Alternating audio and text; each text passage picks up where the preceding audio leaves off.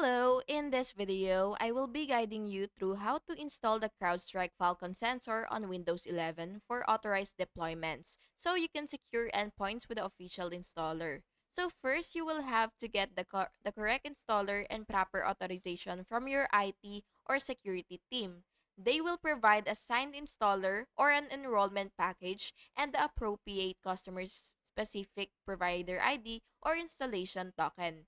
Next, on the Windows 11 machine, you will have to right-click the installer. It is usually an MSI or EXE, and you will have to choose Run as Administrator. And after that, you will have to follow the installer prompts. Accept the license, select the default install location unless it is directed otherwise. And if prompted, paste the installation token or customer ID provided by IT. Then you will complete the installation and restart the machine if the installer requests it. Finally, verify installation by opening the services panel. You will have to press the Windows key and type services. And checking for the CrowdStrike Falcon service or confirm with your IT console that the device has reported in. And that's basically it. Thank you so much for watching, and I really hope this video was helpful for you.